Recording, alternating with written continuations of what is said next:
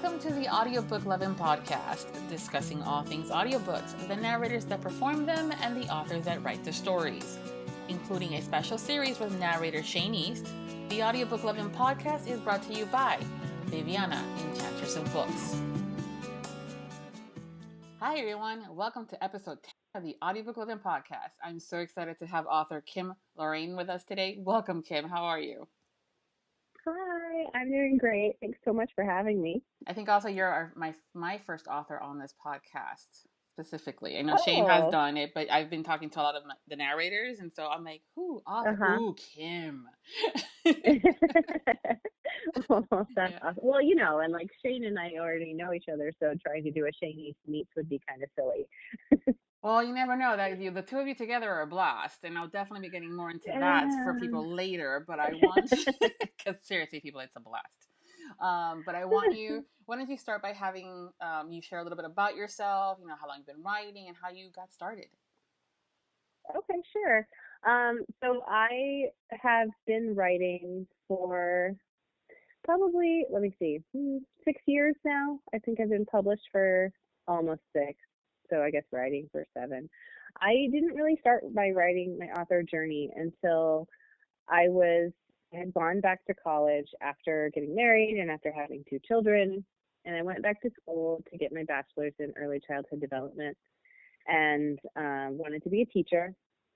And we had to do, in our children's literacy class, we had to write a short story that was a short children's story.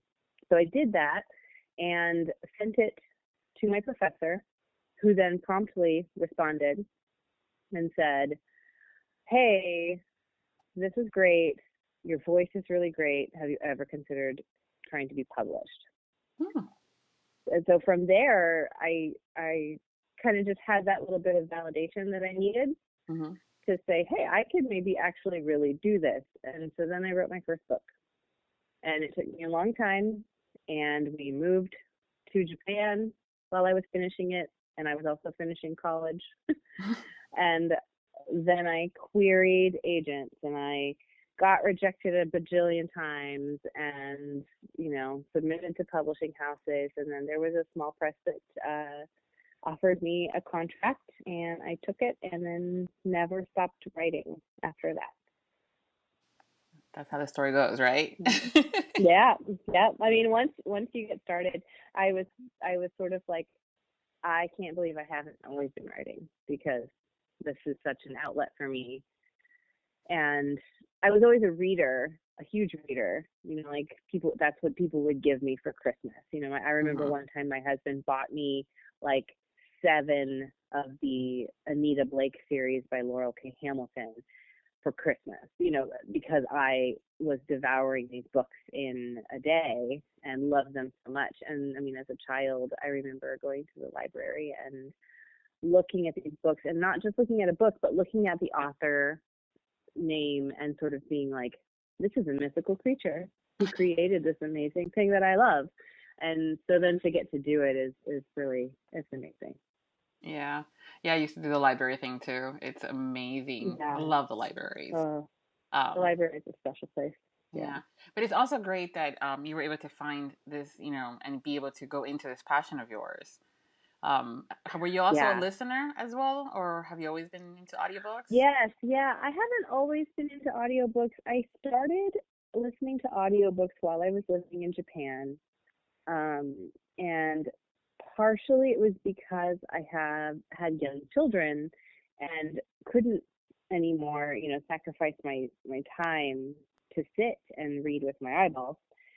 So I was like, maybe I'll try audiobooks. And I started listening to the Harry Potter books before we moved to Japan because my son wasn't talking and he was, I think maybe a year and a half, and he didn't have hardly any words. And he was my first child. I was very concerned about the fact that he wasn't talking. And, we talked to him all the time, but then I read this article that was talking about how listening to books can help with language development.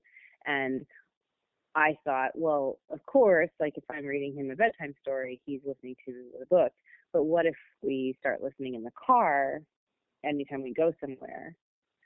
so I got the Harry Potter books from the library, and we started listening to those.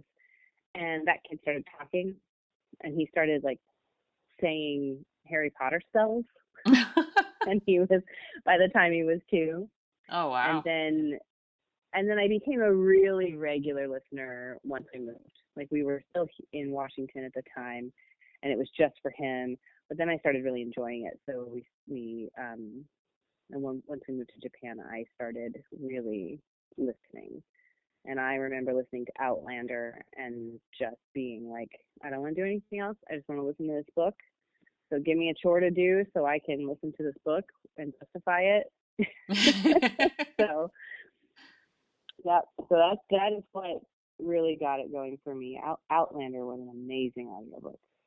Yeah, I'm watching. I know they say like, the book's always better, but I've been watching the show, Yeah, which has yeah. caused me to want to go and listen to the Oh, audiobook. So, you know. yeah. I mean, there's a lot on that show that's really worth watching. Yes, yes, he is. I mean, there is. Yes. Yeah, no, yeah. I mean, just the scenes where he's kiltless alone are worth it. So, Hmm. whew. Everyone wants a Jamie. Yeah, Everyone wants a right? Jamie. Yeah. But you also have a lot of nice hot guys in your stories. Um, Ah. yeah. So I know that from a genre perspective, you currently have almost like your books divided into two, like an erotica paranormal romance and then the steamy contemporary romance. Yes, yeah, I do. I straddle genres. I changed my name though for paranormal. So for paranormal, it's just K Loraine. So anytime you see that on a cover, it's going to be a paranormal book. And then Kim Loraine is all of my contemporary books. So you know that's going to be, normal people, modern day, living Royals, their lives cowboys. with no, yeah, no magic allowed, no Yeah. fangs. Yeah. Mhm. So yeah, my Cowboys are brand new, and oh man, I had a lot of fun writing that first one. I am in the middle of the second one now, and I'm enjoying being on Riker Ranch.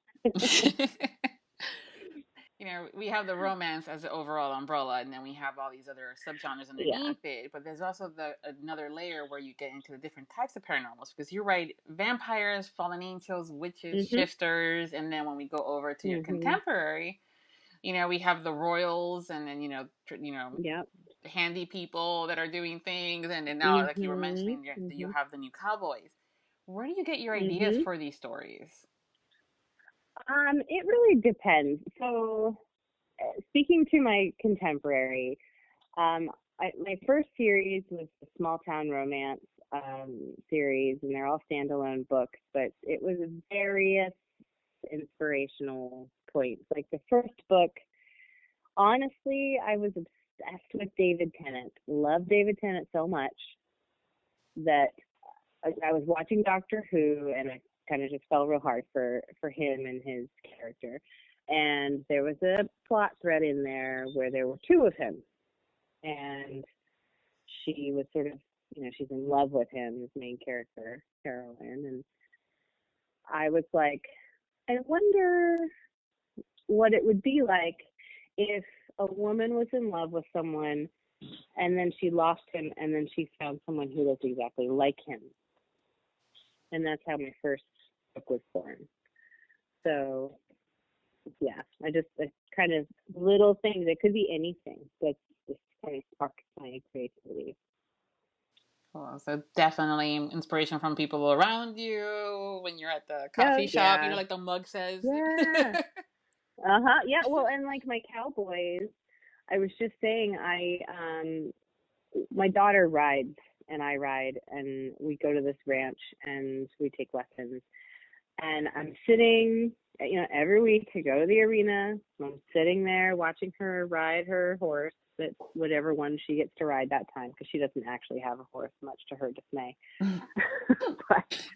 but man, this guy started walking down it's like a cement poured, path in the stable connected to the arena.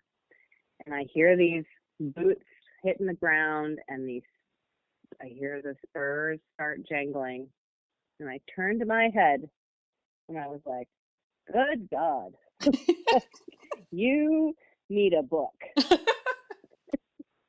And then I was like, I'm going to write a cowboy book. That's what I'm going to do. I know enough about Western writing and, start talking with my friends who are really into ranching. And my cousin is, her husband was a rodeo roper, and they have a ranch.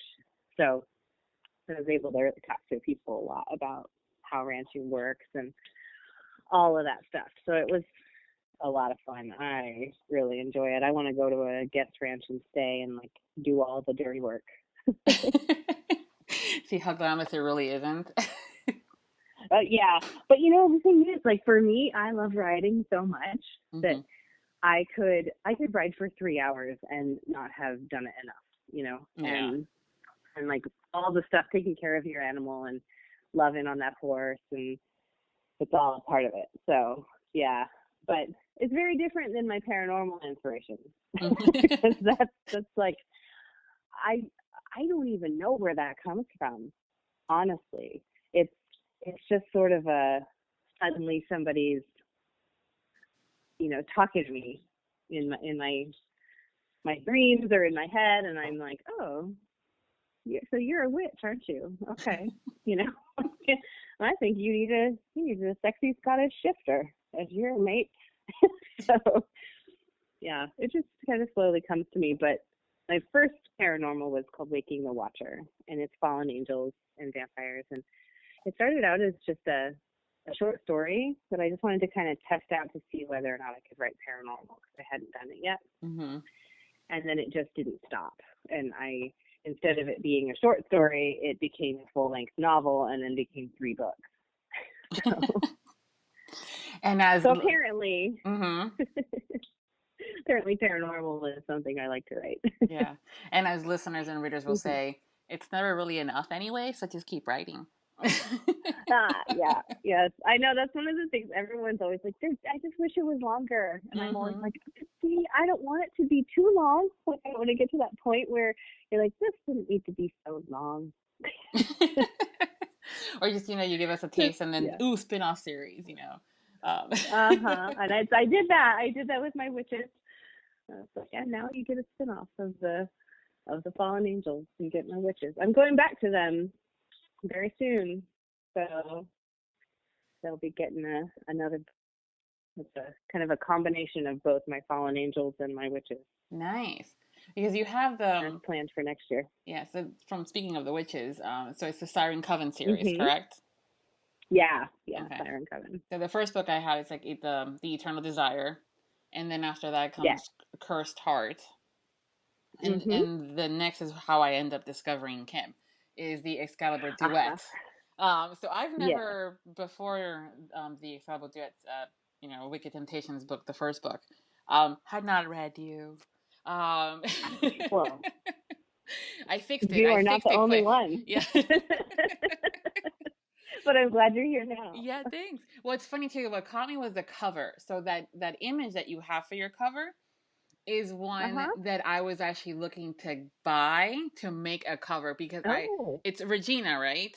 Regina Wamba? Yeah, Regina Wamba. Yeah, Wamba. Love her. She is a great supporter of the authors and of fellow graphic designers. Really, so I've taken a couple of courses with her to improve and, hone my skills to make things, prettier. And I was looking at that cover and I was like, do I get it? Do I not get it? Do I get it? Do I not get it? And it just kind of caught my attention. And so when I saw your book, I was like, oh, there it is. That's the cover. She got it. She got it. No wonder I couldn't find it on her website. Well, it's funny because that wasn't the original cover of that book, of the series of those two. They were different. And, as authors, we especially the indie, we have the freedom to change our covers if the book isn't performing the way we want it to.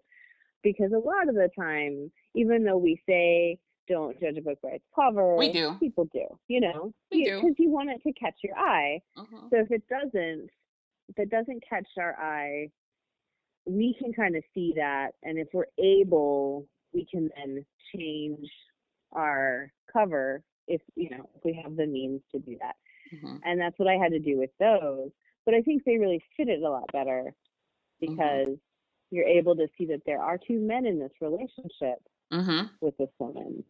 Yeah. And while I wasn't able to get the two men touching each other, it's at least we get the fact that there's two guys here involved in this situation. It's not just, it's not a love triangle. Yes. It's a love throuple. It's, all three of them love each other. Yep. They're all together. So, yeah. I remember when I asked Shane if he would narrate that, and I was like, so I have a question. And I was like, I know you haven't ever done any male romance at all, ever. And I don't know you that well personally, and I'm not going to ask a question about somebody's personal life. Like if they want to volunteer their personal information, great. If they don't, great. But I was kind of like, how do I approach this? Because I really want you to do this series, but it is, there's male scenes, and there's male-female scenes, and there's male-female. So, are you comfortable doing that? And he kind of, like as anyone would, he thought about it for a little bit because, of course, you got his brand and his whole, situation. And I told him very clearly that I needed, if he was going to do this, I was like, I really want you to do it as you. I don't want any other name. Because one of the reasons I'm hiring, is because Shane East is Shane East, and that's what I want. And he thought about it, and then he was like, yeah, you know what? It's the 21st century. Yes, I will do this. And I was like, yay, thank God. Well, that's actually how I discovered you, too, because he and I were talking about what he was having on his schedule to narrate. And he brought up that he had this book by Kim Loraine, who is it was going to be his first MM kind of thing, and I'm going, that's right, you haven't done anything like that before, great that you asked, great that he accepted, but I totally understand again because of the brand, and so it makes sense. I don't put it past anybody.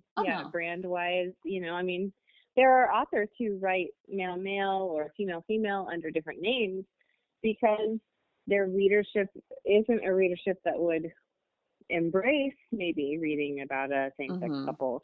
And that's, I think as a business decision you have to make. The important thing is that you're telling the story. Yes. Yeah. So that's the important part. Yeah. So that was part of the reason, first, because he was narrating it. That's like, yeah. And like, again, that's also why you were hiring him. From that, because he does have his, his following.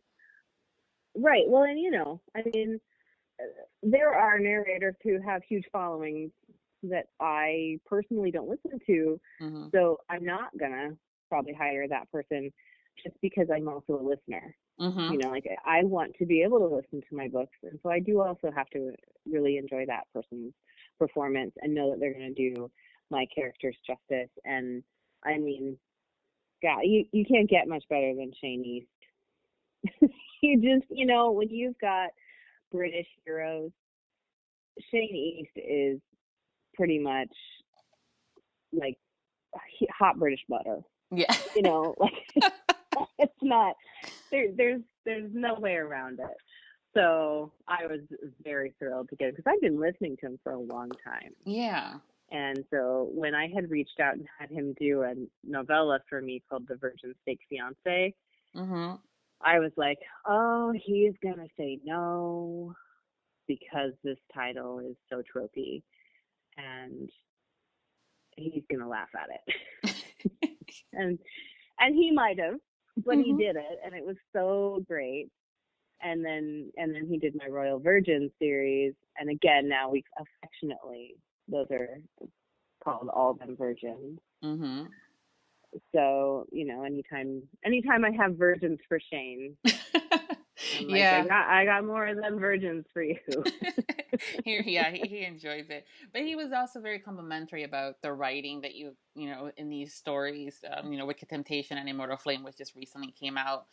Um, as far as the story goes, because he was a little bit like, oh, how is he going to play this, or especially when they're doing the scenes with each other, and he's used to kind of doing both the male and the Yeah. female character. Now he has to do himself Yeah. with himself, and he's like, okay, yeah, With yeah. himself. Yeah.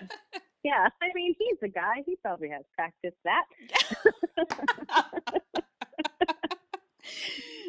But yeah, I know. And it was originally, I was like, well, maybe I hire like Jacob Morgan to do one of the other guys. Like I could have Jacob do Lancelot, and I could have Shane do Brooks, and then all the other male characters. But when it came down to it, I was like, he can do all of that. Like, there's no reason to worry about it, because I think there'd have been one thing if like one of the guys was an American and one of them was British, because then I would really want this like serious definition between them. But two British heroes, I mean, you can't go wrong with more Shane East there. Yeah, because I was thinking about that because Yeah. this is duet cast, duet narration. If you had considered doing it, especially with the three different characters, but no, but it's definitely. See, I would have put Zach as Brooks and Shane as Lance if I was cast. Yeah, if I was doing that that would have cast. been cute. Yeah, they both have strengths in so many different Oh ways yeah, too. I love them both. Yeah. Like when Shane and I were talking, because he had come to Authors in the OC with me, and he sat at my table and signed books for people, and just he's such a gentleman and so kind and lovely to everyone. And we were talking about the Excalibur duet because he hadn't started yet, and he was like, I just really want to talk to you a minute about how you want this done. And I just looked at him and I was like, Shane, this is what I want. For Lancelot, I just want you. Like, just you. Be you. Like you. This is perfect. Do this. And then, and then I was like, for Brooks, I want somebody a little more rugged. But for Lancelot, you. Nice. And so that worked out. Yeah, it did. It totally worked out. Yeah. So that's how I discovered you in this series. So I immediately, I think you and I were we commented or something, and I was able to get the book, and then now I was like timing, like literally I stayed up until 12 o'clock last night because it was dropping on the 20th, because this is obviously going to be broadcast later, and I'm waiting, and I'm like, okay, so I'm going to download it so I can get it, so when I go to the morning and do my morning routine, I don't have to worry about downloading it, and that I can wait and listen to the car on the way to work.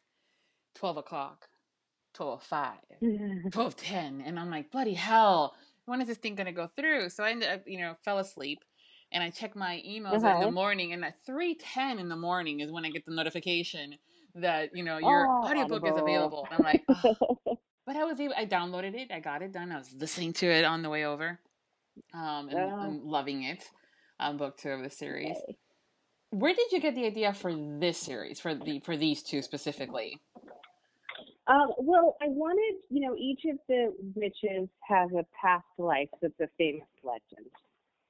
And so this is kind of a funny story, because when I was writing this originally, it was not a throuple. Originally, it was just Lancelot. And if Arthur or Brooks, if they came back, they were going to be bad. A bad guy who tried to ruin everything. And so then I'm writing this book, and I love a cheating book. Like, I love it. It probably makes my husband uncomfortable how much I love a cheating book. But it's because it's not something I could ever do. Right. So it's very, very much the taboo fantasy thing, Like, I would just die of guilt. I can't lie to anyone ever. So I remember being obsessive as a teenager with the Lancelot and Guinevere story and their tragic love, and how she still, in some of the stories she loved Arthur, and some of them she hated Arthur, you know, and it was, I remember like reading this book called The Mist of Avalon, Uh-huh. and there was this scene in there Mm-hmm. that was extremely homoerotic between Arthur and Lancelot, and then Guinevere as part of it. And I was like, oh, hello. Okay. So there's more to this story than just what I've learned. So then I started researching and seeing that there was a very strong thread of an attraction between those two. And so then as I kind of continued my research, I listened to Sierra Simone's new Camelot trilogy. And, you know, she took it all the way there and made it, you know, like very clearly it's a modern day male, female romance with a, you know, modern day versions of those characters. And I was like, yep, that's why she did that, because that's what needed to happen between all of them. So then I'm writing this book and I'm kind of struggling with it. Kind of like, what's the story? Why can't I wrap it up? And Brooke shows up. And I was just like, who the hell are you? Like, what? Why did you just walk through this door? And he then was sort of demanding his own point of view and becoming this hero that I didn't plan on. And then I just was like, I gotta write 2 books. This has to be 2, and they have to be a couple. These guys are all in love. So it was, I don't know, just weird how it does that. It just sort of becomes its own thing. Mm-hmm. The reason too, I was asking, and I literally like internally when you said The Mist of Avalon, because as I love the whole Arthurian legends, I remember getting the original book of, you know, all the stories, with that old fashioned cover with the old, you know, font and stuff like that, as maybe as young as 13 or 12 kind of thing. Loved it. And when The Mist of Avalon came out, I read that thick ass book because it's thick, you know. Oh, it's huge. It's huge. It's literally, and that's what she said, but it is. No, seriously, it's huge. Yeah, it is. It's so much. Yes. Yeah. And then the TV show came out too, with the miniseries. Uh-huh. So as I'm listening to Wicked Temptation, I'm going, holy hell, I wonder if she's, you know, if you had read, listened to, or seen the, you know, the Mist of Avalon, because that's exactly what I was thinking of, even when I was watching the series, you know, the miniseries, and read the book, that there was that little possibility of the 3 of them. Yeah. Or, you know, so I was like, wow. And this was awesome because, again, as a huge fan of the Arthurian legends, and also a huge fan of that whole Mist of Avalon series, this was like, ooh, like this is a modern version. I love it. Yeah. Well, and you know, I think like I love the past life thing. I probably lean on it too much, but I just think it's so an interesting concept to think that maybe we've lived multiple lives and we get to try again. Yeah. So, hopefully learning the lessons. Right. You know, learning those lessons. And, you know, in these cases, the witches are cursed and they remember their past lives and they remember dying every time. And that's awful. But, like, I just thought, you know, these legends and stories that I love, I don't want to retell them, really. But I would sure love to give these women happy endings eventually. You know, because Isolde got, you know, she lost everything. Yeah. She lost Tristan. She lost and Guinevere, you know, I mean, in some of the stories, she rides off with Lancelot. Yep. But not in all of them, you know. But she still doesn't get to have Arthur. And in, you know, Helen of Troy, we all know how that ended. So I was just like, these women got the short end of the stick. So they deserve more. And so it was just a lot of fun working with their stories and coming up with better ways for them to get better endings.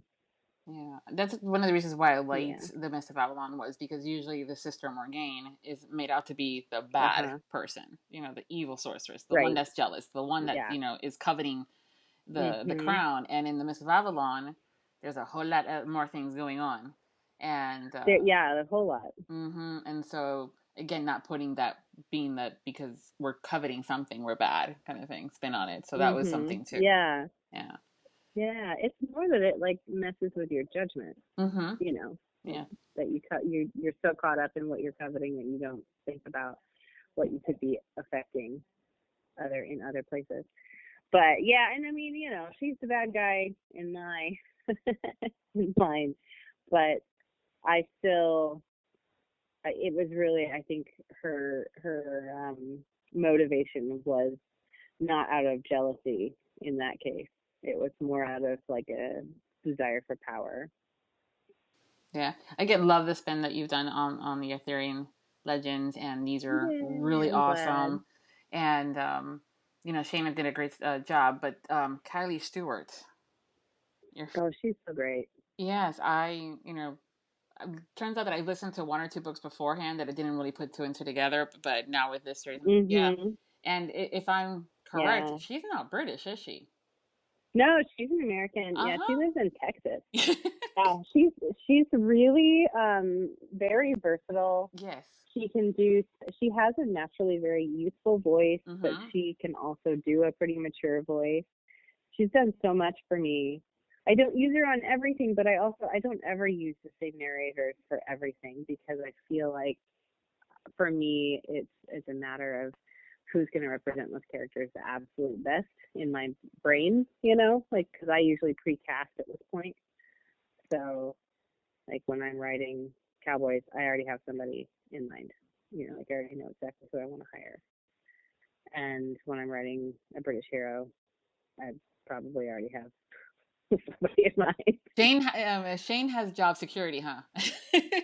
Yeah. I like to use Jacob Morgan because he does a really good British accent, and so I kind of probably go between the two of them because they're both very talented and they understand my voice pretty well too, which is really important, you know, because you need a narrator to be able to interpret your words in a way that makes it easy for you to proof your book.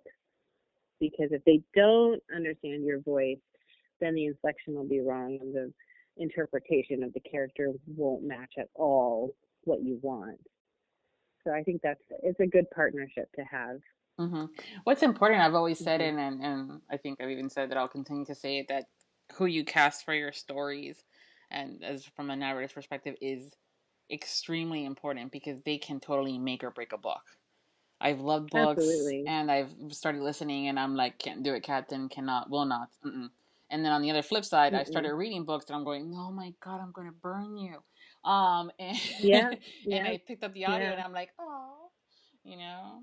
Yeah, I mean, there have been books. I feel like there are some books that might only have been maybe lackluster for me as I was reading them, but the performance elevated it so much that I was able to really enjoy it because I was in it more. But I'm an auditory learner, so for me, I'll always want to listen unless it's a narrator that I doesn't particularly like, you know, make me feel all happy. So, you know, because we all have voices that don't resonate with us. Yes. And they can be people that other people absolutely love and people who are super talented, but my ears just don't like it.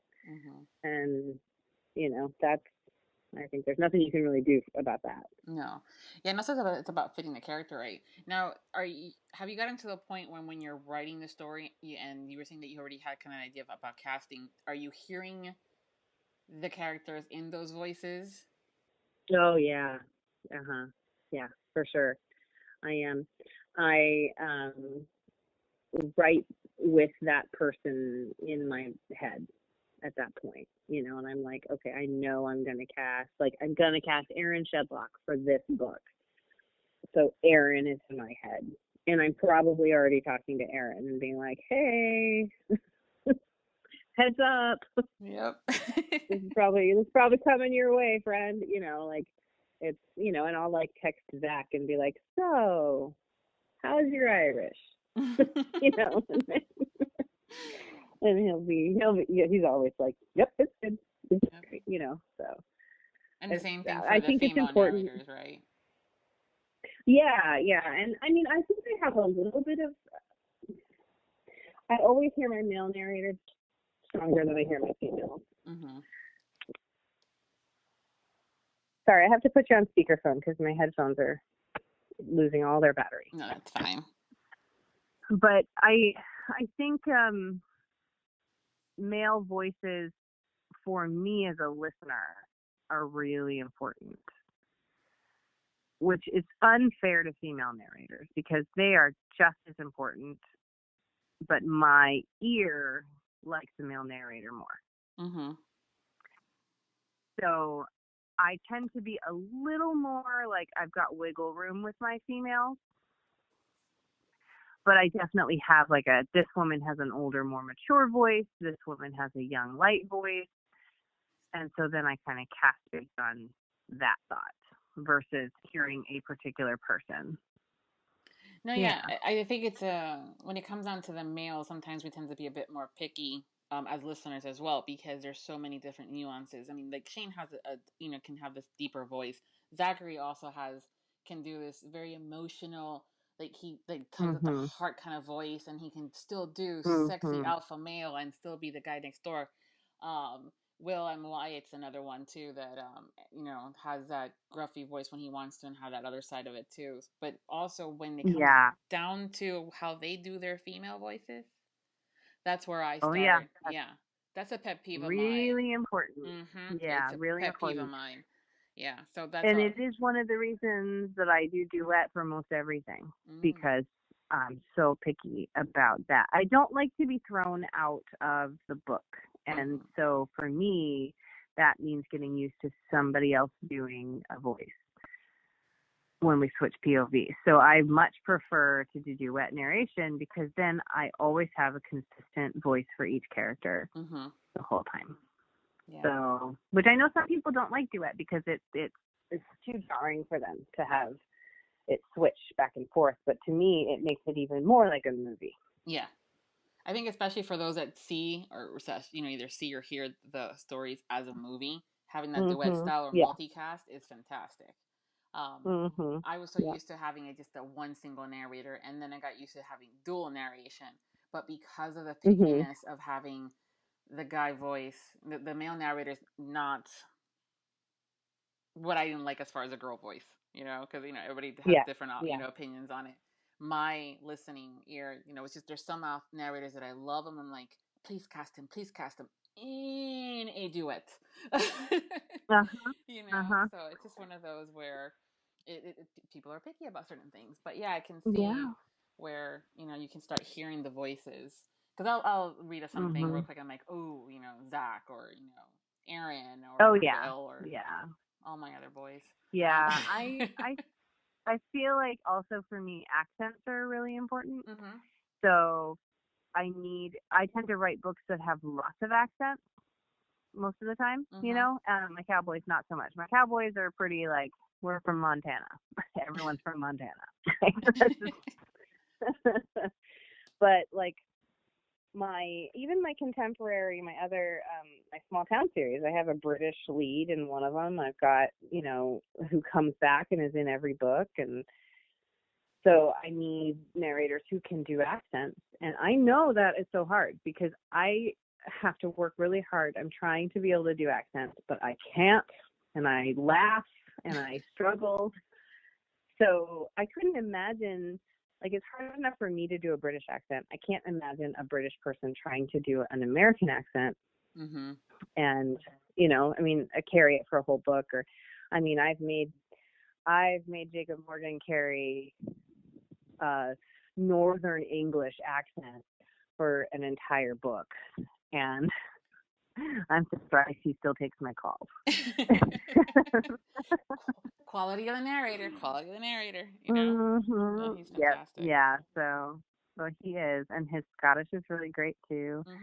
And like they all know, I think, that when I cast them, they're gonna have to work hard with accents. But it's never just gonna be a walk in the park with their natural voice. I'm always gonna be like, by the way, this guy's Scottish and this guy is Irish. And But you tell them in advance, right? Because I know part of the questions that I Oh, sometimes in yeah. conversation with the narrators is that they don't get some information from the author or the publisher in advance, and they've almost done, and then Yeah.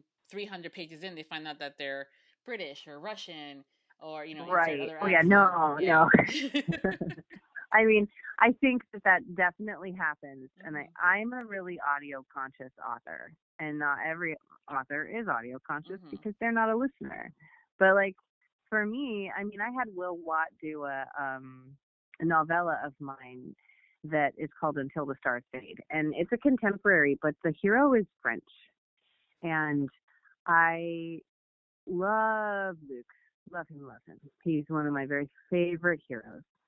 And I remember messaging Will and saying, hey, I've got this novella and I really want to put it into audio. But the catch is this guy is French and he's got a strong French accent.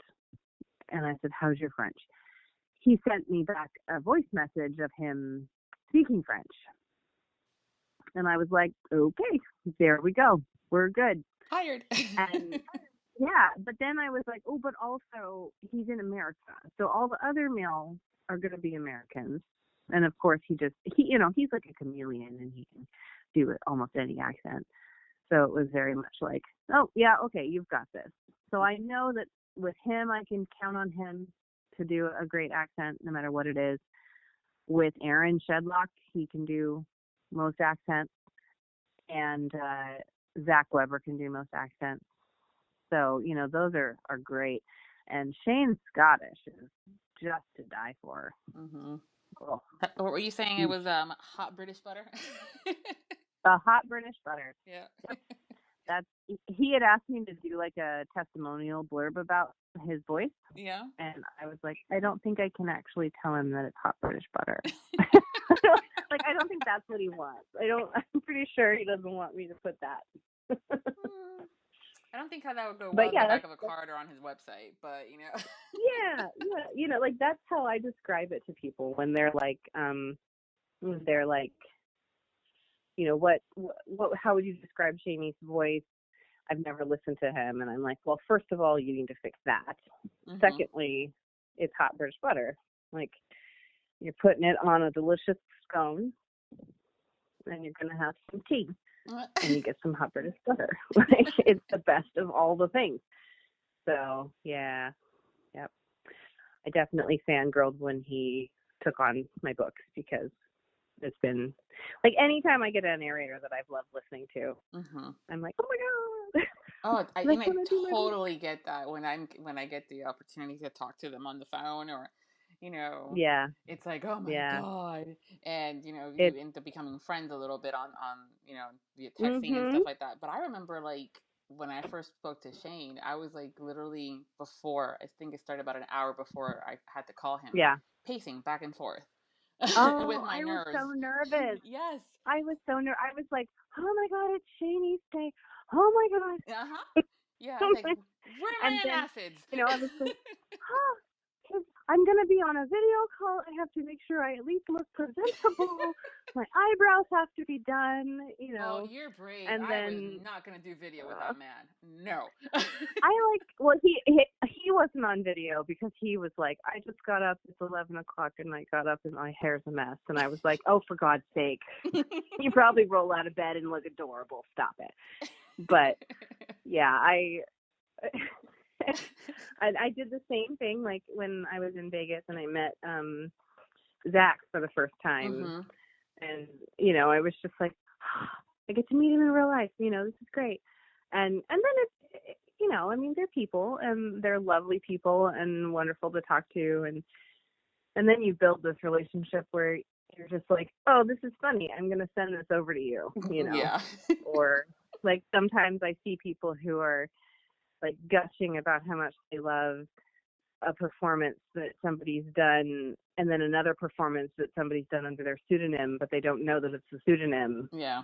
And they're like, I love this one and this one. They're my favorites. And I'm like, so then I'll message that person and be like, you are loved everywhere. Yeah. There's been a few all of you. Yeah, there's been a few times where I've had to like I will text Shane now, and I'm going, dude. Mm-hmm. Check this out. And I screenshot and I sent to him, and he's like, oh my God. Yeah. Like, everyone loves you. Mm-hmm. They all Yeah. want to talk to you. Yeah. And, I think it's great because they're voicing the heroes that the readers love. Mm-hmm. And what a wonderful thing, to be able to bring to life a character that somebody has loved. So. Yeah. But also, like, nowadays, and this is inclusive of the authors, a couple of years ago, you guys were all, the narrators and authors were like these mystical creatures, like in one of your paranormal. Right, yeah. And you couldn't. We could hide. Yeah, they were like behind this, and we knew were there, but there was no way to communicate with them unless we did like a mail, at letter and wrote them like a fan, literally fan mail. And fan things, mail, yeah. And they were just so out of reach. And now fast forward, and I am sending IMs to a Lauren Blakely, or I'm talking to you now, and Shane and stuff like that, and Zach, and it's just so much fun. I got to meet Aaron. Oh yeah. A few back in October too. So I was like, oh my God, I'm going to meet Aaron. So it's really fun. I love him so. Yeah, he is just one of my favorite people. Yeah. And like we just had Tim Page on the podcast on Audibly Addicted, and he is a riot. And if you haven't listened to Tim, he's got a really great voice. So I highly recommend him. You brought up your podcast. So not only are you a very talented, fantastic author, but you also are doing podcasting with your, how did you put it? Platonic soulmate?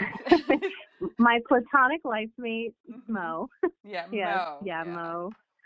Yeah, so she is just, I don't know what I would do without her. She's fantastic. And so Mo and I started Audibly Addicted last year. I think we got the idea going in February of this year, but almost last year. Yeah. And we were talking about, because we bonded over audiobooks. Like, we both love them so much, and then it was sort of like, hey, I got approached by a network, and they were like, hey, we want you to do a podcast.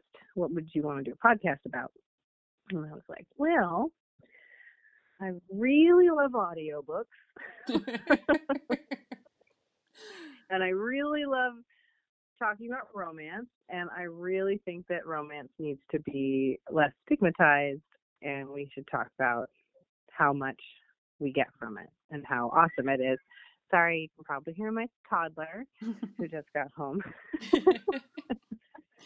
I'm hiding in the bathroom. Oh boy. Does that work for you? Because it never worked for me. Well, so my bedroom door is locked, and then I'm in the bathroom. I have just 2 layers locked away.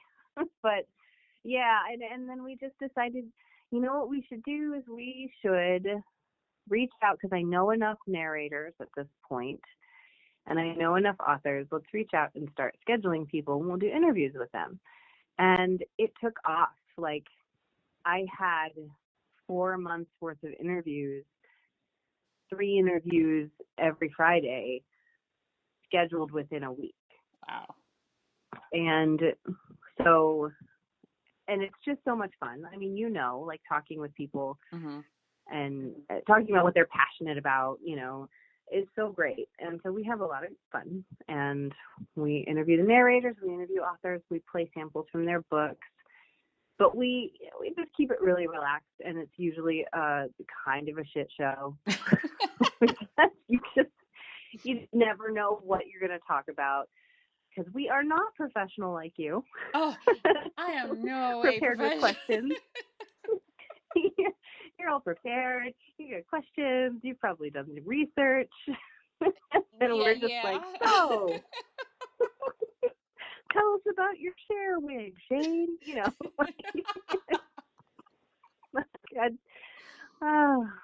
So we have a really great time, and it's a fun podcast, and it's called Audibly Addicted, and you can find it on all the podcast places. Yeah, I'm definitely gonna be putting a link, because I have been catching up on all your podcast episodes.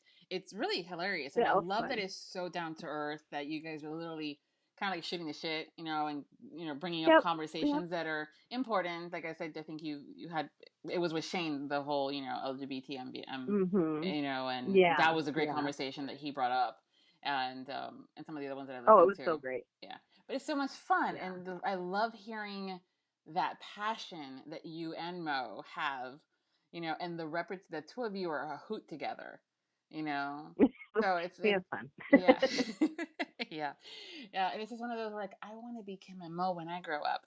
So I don't know. There's a whole lot of crazy here. yeah, it's a fun crazy. It's a Yeah. good crazy. It's a good It crazy. is fun. You should see our messages, because Mo and I message pretty much throughout each day. Mm-hmm. And like when I don't hear from her, I'm like, "Are you alive? What happened?" Like, but just like the gifts we share are Yeah. like, when I'm having a bad day, she'll send me a gif of like, oh, who is it? Crap, what's his name? From Panic at the Disco. Oh yes. Brendan Urie. Mm-hmm. Yeah. She'll send me like a gif of him where he's mostly naked, and I'm like, thanks. I appreciate that. It gets better with that. Yeah. Yeah. Yeah. So no, it's great. It's So always much great fun. to have those friends in your life that know you and can make you smile, or haven't heard from them for a while. They're like, hey, like you were saying, are you alive? Yeah. Yeah, and they let you be unapologetically you. But again, So that's definitely important. something that I love about your podcast with Mo is that the two of you, there's chemistry, there's that friendship. You can see it. It's not something that can be faked. Yeah. And you both Well, have this thanks. love of the audiobooks and appreciation and of both the narrators and the authors. So it's just great. So if you guys have not listened to Audibly Addicted, there's going to be a link inside the post, and make sure that you're subscribing to them however you listen to your podcasts. And I think it's funny that you think I'm all professional. You are. I'm a I mean, planner. because I've listened. Yeah, but see, like I've been listening to all of them, and I'm just like, she's got questions, and she's like researches people, and I'm just like, so let's look at your Audible list. Let's talk about what you do.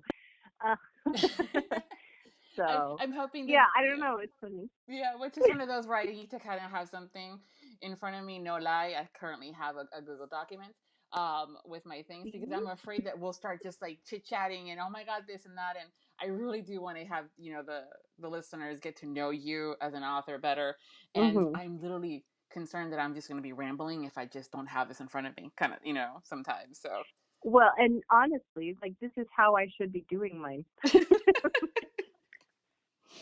I should be prepared and make sure that everyone knows everybody. And yeah, I mean, as I was listening to you, I was like, oh, this is what a professional podcast sounds like. And I'm listening to you saying, oh my god, this is so much fun. Not that I don't have fun. I love talking to you guys. It's for an introvert that people tend to think that I'm very extroverted. I need my moments of quiet and stuff like that, and to busy working, the day job, the side hustle, and everything, and the dogs and the cats. When I get to talk to you guys, you get me. You guys get me. It's like you can't talk to other people about books because they're looking at you like deer in the headlights. Oh no, they look at me like I am like the devil incarnate sometimes. Yeah. They're like, why? You just said such, like, because I forget sometimes that they're not part of Romance Landia. And I'm like, oh, I can't say that.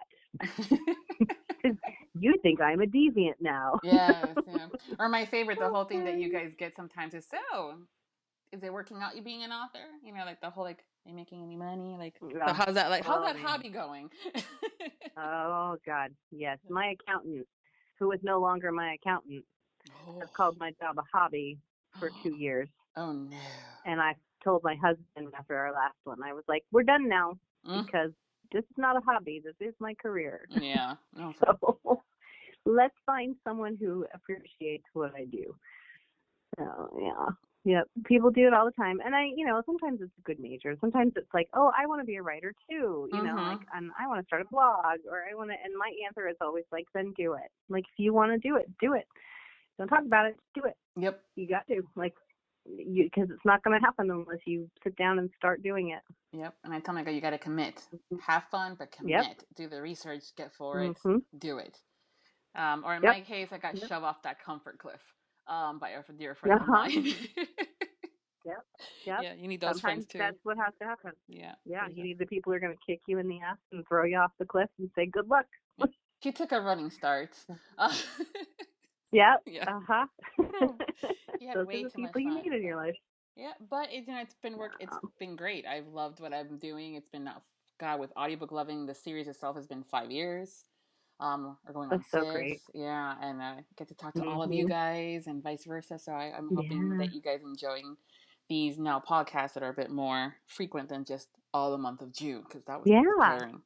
But it's I am still as shocked that you're that booked up. You guys do the podcast, is it weekly or bi-weekly too? We do it weekly. Yeah, see, that's we've had to really slow down though because we have so many recorded now. The hope was, we really went into it and we were like, we're going to get a bunch recorded so we have a year's worth, and we've got them all scheduled and we're ready to go. And then we just kept getting people who wanted to be on it. And so I didn't want to be like, no. I'm not going to interview. I didn't want to do that because, this industry is a lot of rejection. I think that my podcast is going to be the thing that hurts somebody if they're rejected from it. It's more, I would never want to tell somebody no, because why would I? I can make time for you. And so I think we're going to start releasing twice a week. And we're going to do narrators on Tuesdays and authors on Fridays so that we can get them out a little bit quicker, just because I don't want people to have to wait so long. But we are officially going to only record one episode a week from here on out. And so it just means people are going to have to wait longer because we're already booked all the way through January. Nice. For now. So that's awesome. Which is good. Yeah, it's fun. It's great. And we got some really great people lined up, and I'm really thankful that people want to talk to us because, I'm mostly like, I'm a nobody, but thank you for wanting to chat with me. Yes, I know. When I send out the emails or the IM, depending on who they are and stuff, I'm like, so, I would love to invite you. But it's okay, you don't have to. So, they're like, stop it. I'd love to. I'm like, okay, thanks. You got to talk to Sebastian York. He said no to us. I was like, how did you do that? You're a witch. Yeah, that'd be an interesting character, right? She has one skill set. She could get Sebastian York to talk to her. Yeah. That's an interesting. Yeah, they keep asking me, like, so is he going to come back? And I'm like, well, he's kind of busy, recording the books y'all want to listen to. Recording every book ever. Yes, and I'm not going to take that away from you all. No. And then when he's not doing that, he's flying somewhere on holiday, like Shane would say, holiday. On holiday. Yes. Yeah. So I'm hoping that maybe next year I can get him. I send out the emails I ask. Yep. So it's just gonna be. I love talking to him. He was so much fun. Again, pacing for the hour and a half beforehand was like, oh my god. Oh yeah. Yeah. I have a couple more narrators that if I get to talk to them, I will do the same thing and be nervous, and so yeah, we'll see. Yeah, you'll let me know, and I'll IM you before saying you got this, you can do it. Yeah. I'll be like, okay, hold my hand, because I was such an idiot when we had Shane and we were talking. I don't know. We're talking about how he was. His hair wasn't all done, and I was like, oh, I took the time, just joking around to make sure we looked good for you. And he was like, oh, you look lovely. And I was just like, oh, geez. You just said that. In your British butter voice. Yeah. Yeah. And Mo could see my face on the camera because she's in Philly, and she was just over there cracking up because she was like, you almost fell out of your chair. I was like, I know. I did the same thing with Jason Clark. I was just like, yeah, I totally fangirl with that. And I have to think, even though now, like, and again, I'm bringing him up, Shane, because, we have this working relationship with this podcast. Yeah. For an example, I still get a little nervous, but now I'm at the point where I'm like, dude, what the fuck? Stop tapping things. Yeah, yeah, stop moving. Or I'll see something funny and then I'll send them a text message. He did a tweet. Depending on when this is gonna go live, I'll have to show that tweet that I'm like this close to texting him and saying, dude, no. Oh, it was really funny. It's I hilarious. almost did too. Yeah. I was like, do I text him about those sandy balls, Yeah. or do I just let it go? Yeah, it's like, how many balls do we have? We got the blue balls. How the many? red balls. How sandy are they? Should we all be concerned? Mm-hmm. Yeah, that's why I say marketing names and acronyms are extremely important when it comes down to anything that you do. Wow. Well, let's just talk about my former junior high, which is now called middle school, is Paulsbo Middle School. And let's just talk about the acronym for that one. I was like, you are making a bunch of 12-year-olds go to a school called PMS.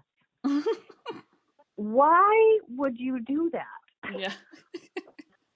Yeah, because that's on the letter jackets. That's going to be on any memo, yearbook, so fun times. Yeah. Yep. Yeah. These poor girls are just starting to deal with it, and now they have to be reminded every day. Yeah. Yeah. And Shane's going to be reminded about his sandy balls for a while. Forever. Forever, yeah. Forever. It's sandy balls and share. Forever. Yeah, totally. Forever. He's going to be like bloody I know Owen. he wants that share. Yeah. He wants that share thing to die down. It's never going to die. No, it's never. No. I mean, you put it out there, you're going to have a reaction, dude. You're going to have it, I know. You do. Yeah. But he's such a good sport about it. I love the fact that he shares that side of himself with us. So. Oh, it's great. Yeah, it's awesome. Yeah. I think it's great. I was really happy that he's willing to bring himself out of the shadows. Yes. And no longer be the elusive Shane East. Yeah. Yeah. I mean, I was like, look at you. You're not a troll. Why would you not show your face? Plus that whole thing, pseudonyms and fun times and, that mysterious of what they look like, because you can picture him as, Lancelot, or you can picture him as this character and stuff like that. I mean, I try really hard to never picture my narrator in some of the positions I put them in. I'm already embarrassed enough about some of the things I've had them say. Yeah. Do you ever write stuff in and on purpose just for shits and giggles? Oh, yeah. Like if I know they hate a word, if I know they hate saying it, I'm like, you were saying that word at least twice. Like that word is going in there. You're welcome. So, for sure. Yeah. But then there's times where I'm like, oh gosh, I have made him because, in romance, there's certain things that people say in the heat of the moment that's really sexy in a book. And then you hear your words repeated to you and you're just like, oh, Lord, have mercy. I can't believe I made you say that. So, for instance, Shane in one of the Royal Virgins books had to say, come over here and sit on my face. And I remember proofing that, and I was in my kitchen, and I heard it, and I almost fell down because I was so oh boy, I forgot. I forgot I wrote that. I forgot. And he said it, and it was a Scottish accent, and he said it. And then I sent the clip to Mo, and all she did was send me a gif of a waterfall. I was just like, okay, I guess that's the right reaction. But I'm so embarrassed that I made him say that. Yeah. Once again, when I talk and interview the narrators, when it comes down to those kind of scenes, we know how we react as listeners. I mean, we're human beings. We're going to get a little bit. Some of us even highlight, and give it to their significant others and say, hey, listen, read, learn tonight. Yeah.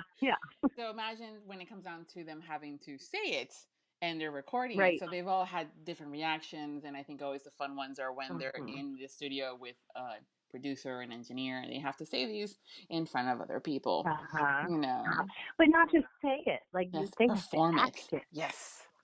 Like it's yeah. And so as I was proofing Immortal Flame, and Shane's having a male love scene with himself, I was definitely like, I'm not as affected as much now, but Mm-hmm. for that I was, and I was like, oh boy, here we go. I was like walking around my house listening to this happen, and I'm just like, oh no, here it is, and also being very like attentive to it though, because it was so different for him Mm-hmm. to do. And I was very, very impressed with the way he handled those scenes, Mm-hmm. because both of those men kept their masculine tone, because sometimes you can maybe over feminize a bisexual or gay character. Yeah. And he did not do that. They were both, very masculine, very in love with each other, and very dominant about what they want and how they want it. And I was just really impressed. Mm-hmm. Which is how we like it. Mm-hmm. Mm-hmm. It was good. Yeah. It was good. Yeah, it's awesome. I started this morning. I'm not quite there yet, but I'm so excited to hear how all that came out. Again, Well, based you'll on have what. to tell me what you think. Yeah, I'll Yeah. text you and I'll be like, girl. Yeah, for sure. So right before we go, I'm gonna do a little game that I like to play. Okay. To get to know you guys better a little bit. So it's a would you rather. So I'll ask you a little samples, and you'll let me know would you rather one or the other. So Okay, let's and see. no explanation why. No, we're not gonna pull a Shane East. Okay, all right, right. He loves to just give you all the reasons. And I love that about him. I mean, he says that he's rambling. I'm like, I'm just getting to know you, honey. So just keep talking. Yeah, Yeah. he So keeps telling me all the things. exactly. Um, would you rather be an unimportant character in the last movie you saw, or an important character in the last book you read? Oh, Mm-hmm. what was the last movie I saw? Hold on. Since the last movie I saw was The Polar Express, I would rather be in the book I read, Okay. the main character, or the most important character. Mm-hmm. So here's one, since you're an author too. Would you Okay. rather write a novel that will be widely considered the most important book in the past 200 years, but you and the book will only be appreciated after your death, or Okay.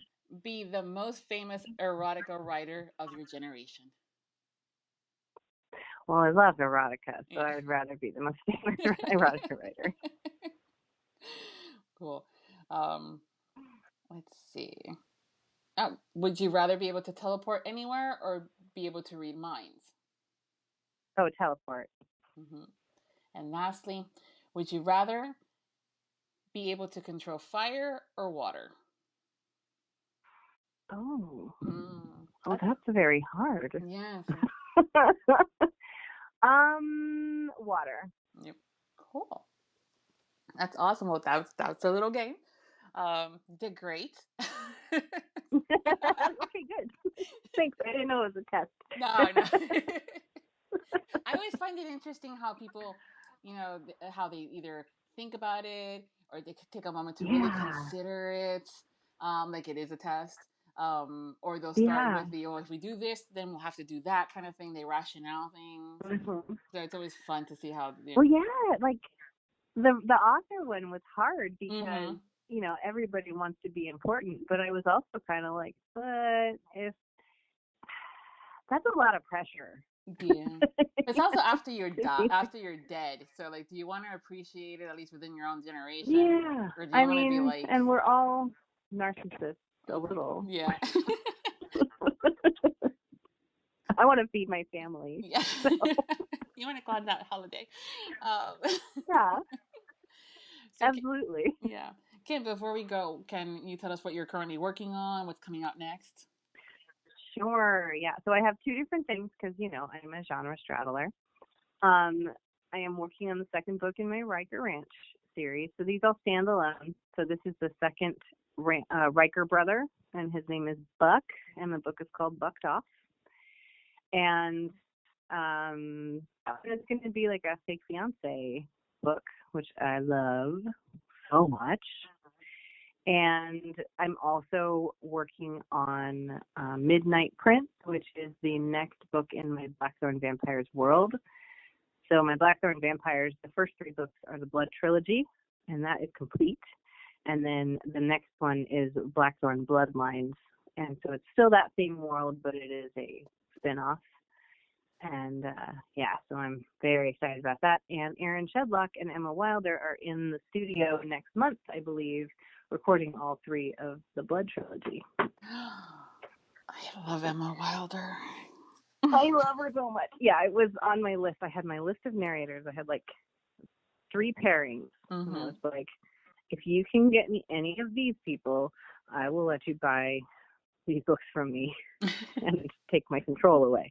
But I need these people. And they were able to get Emma and Aaron, and I was like, okay, yes, sold. Yeah.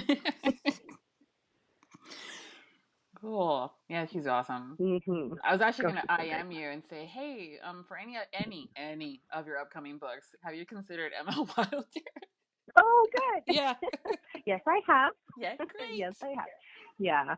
Well, Lauren Blakely and Mm-hmm. we talk frequently, and she really turned me on to Emma Wilder. And so we were talking, and I was like, hey, what do you think of Emma for this? And she was like, Emma's great for everything. Yes. Emma's great. And so, yeah, that was good. It's nice to have other people who are passionate about audio to talk to and say, well, what do you think about this person, and what's their voice can sound like, and, what's your experience been? And so it's a blessing. Yeah. It's good. I mean, she's definitely one of my favorite authors and has done so much for audiobooks and providing, bringing people out there from a narrator's perspective. So definitely one that so much love having being able to, soundboard and get off ideas from her, when it comes down to awesome. Yeah, well, and she's just really knowledgeable, and she's a great business person, but she's also like she's a great friend, and she's very genuine, and I appreciate that. I like nice people who are nice to everyone, but who are genuine to everyone as well. Yeah. And so this recent release of The Cowboy, do you have an ETA on the audiobook out of curiosity? I am working on the audiobook, and I don't know exactly when it's going to happen, but I know for sure that Aaron Sherlock is going to be Clint Riker and do the male POV. And female POV, we're not totally sure yet. Cool. And when do you plan on announcing that? As soon as we have him locked down, like for his dates. Thank you so much, Kim, for taking the time to chat with me. It's been so much fun. Well, it was my pleasure. I was really looking forward to this. Me too. If you guys are not following Kim on Facebook, Twitter, and basically anywhere that she is at, don't wait another minute. You don't have to go hunting for her links because I will provide them for you. So now you really have no excuse to follow her. Yes. Yeah. So that's great. Again, and she's also a hoot on social media. So if you love her books, or if you have not listened to any of her audiobooks, I highly recommend. I'm currently listening to, the Wicked Temptation, which is actually the first book. So I'm actually on the second book. But the Excalibur Duet is fantastic. But all her books, I actually have them on my library to listen to, so I'll be catching up on those. Oh, yay. And then also, if you sign up for my newsletter, I give away a free novella. So that is a really good way to kind of try out my books risk-free without an investment. So you can do that on my website. Yep. And it's kimloraineauthor.com, and just click newsletter and you'll get a free novella. Perfect. I will include that link too there so you guys don't have to re-listen to that part. But I would definitely include, because again, you guys listen to her. She's awesome. Cannot praise her enough. And Aw. yeah, and again, if you guys do like the Arthurian, legends, Guinevere, King Arthur, Lancelot, the Excalibur duet is a nice, refreshing, breath of fresh air there. So check that, series out, which you'll end up seeing some of the other characters in there, which is gonna make you want to go to the others, other books as well. So bonus, perk, go that way. Yeah. We've hoped you enjoyed this episode of the Audiobook Lovin Podcast. Make sure to follow us on our social media platform, subscribe to the Viviana Enchantress of Books newsletter, and don't forget, of course, to submit your this or that questions for Shane to answer the next time that he and I hang out. And until then, happy listenings. Thank you for joining us on the Audiobook Lovin Podcast, hosted by Viviana Enchantress of Books. For links and more info about today's episode or the Audiobook Lovin Series, visit vivianaenchantressofbooks.com. Please consider leaving a review wherever you listen to the podcast if you enjoyed today's episode. Until next time, happy listening.